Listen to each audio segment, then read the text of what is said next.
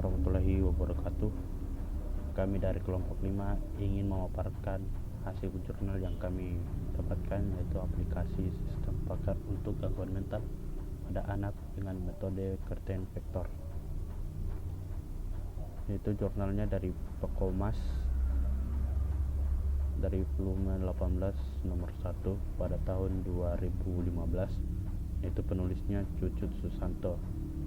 Itu reviewnya ada namanya Anissa Nurul Aziza AR, yang kedua adalah Ramlah, yang ketiga adalah Muhammad Rayham. Tanggalnya 08 Mei 2022. Ini table of contents. Yang pertama itu latar belakang penelitian, yang kedua tujuan penelitian, yang ketiga metode penelitian, yang keempat langkah penelitian dan hasil tampilan aplikasi, yang kelima kesimpulan.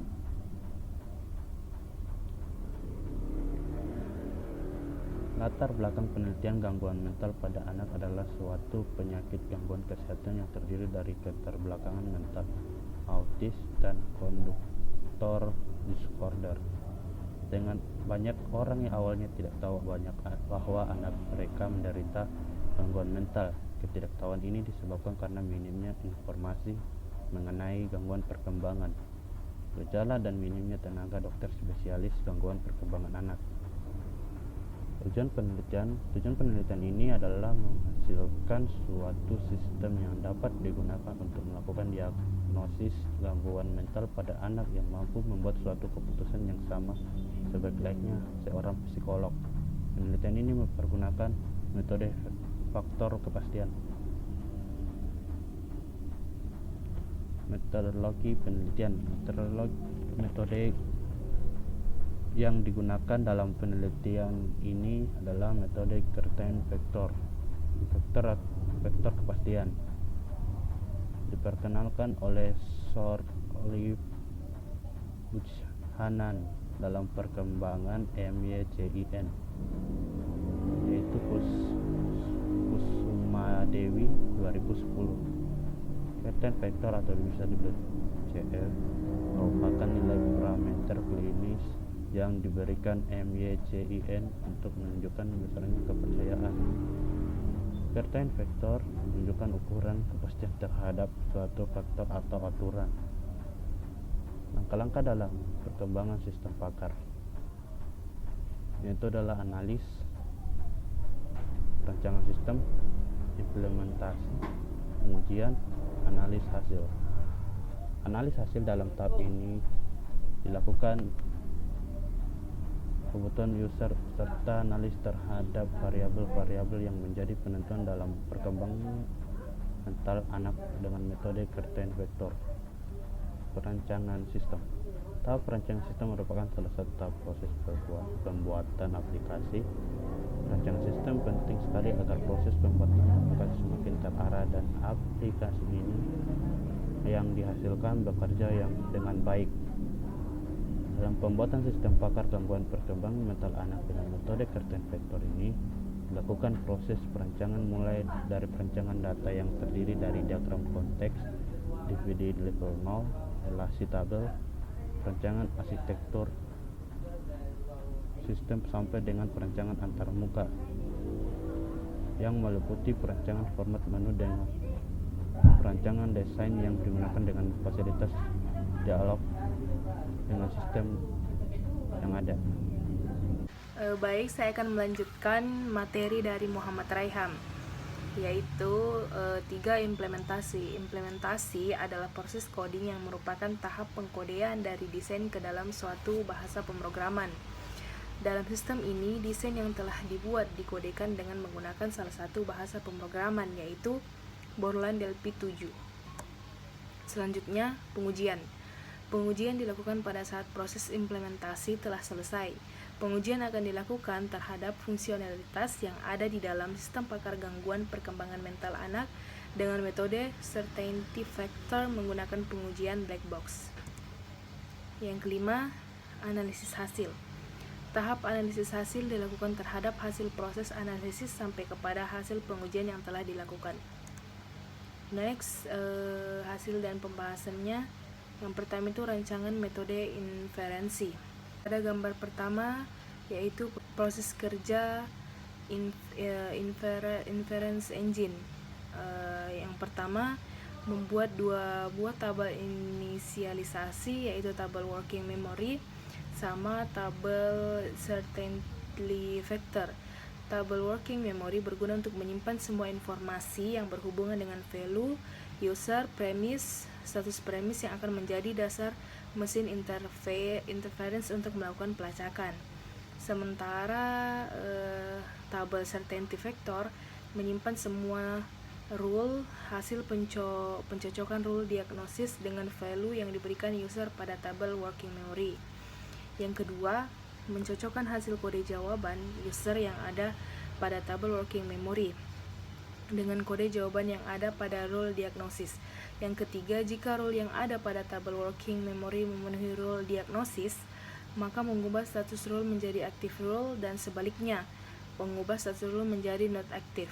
Yang keempat, pada setiap pencocokan rule akan ditentukan faktor kepastiannya dengan memanfaatkan rumus CF sequential. Yang kelima, yang terakhir yaitu setelah proses pemeriksaan rule selesai, maka rule yang berstatus active rule diambil dan diurutkan berdasarkan nilai faktor kepastian tertinggi. Rule yang berstatus active rule dan memiliki nilai CF tertinggi dianggap paling mungkin terjadi. Selanjutnya itu gambar 2 yaitu sistem pakar gangguan mental anak.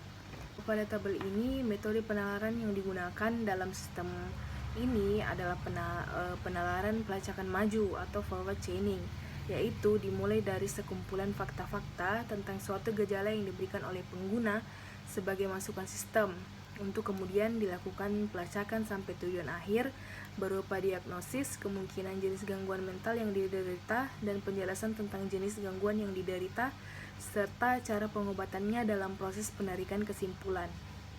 Selanjutnya yaitu tabel 1 faktor keyakinan premis. Faktor keyakinan premis merupakan faktor keyakinan yang didapat dari jawaban user pada saat proses diagnosa atau pada saat sesi tanya jawab, di mana dalam aplikasi diagnosa penyakit keterbelakangan mental ini dibagi dalam 10 bagian yang ditunjukkan pada tabel 1. Selanjutnya yaitu gambar 3, proses kerja inference engine dalam pengambilan keputusan. Tabel working memory berfungsi untuk menyimpan semua variabel pada suatu rule saat proses pengambilan keputusan. Untuk proses diagnosa selanjutnya dapat dijelaskan dengan flowchart yang ditunjukkan pada gambar 3. Dan yang selanjutnya gambar 4, dalam diagram konteks ini terdiri dari 3 entitas, yaitu pasien, seorang pakar, dan rekam medis. Pasien memasukkan data-datanya yang ditanyakan oleh sistem pakar dan pasien tinggal menjawab tidak sama sekali, kadang-kadang atau sering. Selanjutnya yaitu hasil tampilan aplikasi. Yang pertama itu tampilan form menu utama. Adapun tampilan menu utama pada saat program dijalankan ditunjukkan pada gambar 6. Dan yang selanjutnya yaitu form output gejala dan penyakit. Form output gejala dan penyakit terdiri dari nomor, nama gejala, penyakit, dan keterangan yang diperuntukkan pasien pada waktu konsultasi. Terus yang selanjutnya form output rule diagnosis. Form output tampilan output rule diagnosis terdiri dari rule 1 sampai 10. Setiap rule mempunyai ciri masing-masing. Di sini saya akan melanjutkan materi dari Anissa Nurul Aziza. Itu form output rekam medis pasien. Tampilan form output rekam medis pasien menggambarkan hasil rekam medis pasien yang berkonsultasi dengan sistem pakar. Selanjutnya itu form output kesimpulan diagnosa. Menampilkan form output kesimpulan diagnosa menunjukkan keluaran kesimpulan hasil diagnosa yang terdiri dari jawaban yang Anda berikan dengan kolom kesimpulan penyakit yang diderita. Selanjutnya yaitu form input data pasien. Tampilan form input data pasien terdiri dari input nama, tanggal, alamat, tanggal lahir, dan keterangan. Form input data, gejala, dan penyakit. Tampilan form input gejala dan penyakit terdiri dari input data nama, kode jenis, keterangan, prefix pertanyaan, dan jawaban pertanyaan. Selanjutnya itu form input data pengobatan. Dalam form input data pengobatan terdiri dari field ID, penyakit, dan kolom pengobatannya. Selanjutnya itu form proses diagnosa. Tampilan proses diagnosa terdiri dari kolom sesi tanya jawab, jawaban pertanyaan terdiri dari tidak sama sekali, kadang-kadang, dan sering.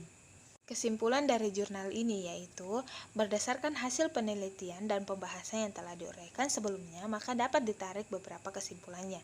Yaitu yang pertama, aplikasi sistem pakar untuk menentukan jenis gangguan mental pada anak dengan metode Certainty Factor dibangun dan dirancang dengan menggunakan bahasa pemrograman Borland DLP 7.0 dan database MySQL.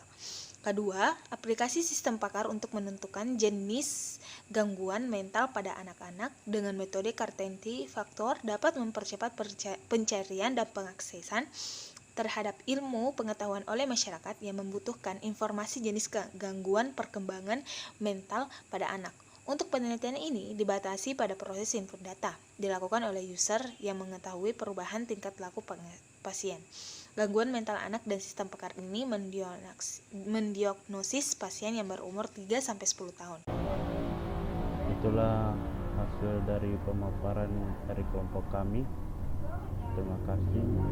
Assalamualaikum warahmatullahi wabarakatuh.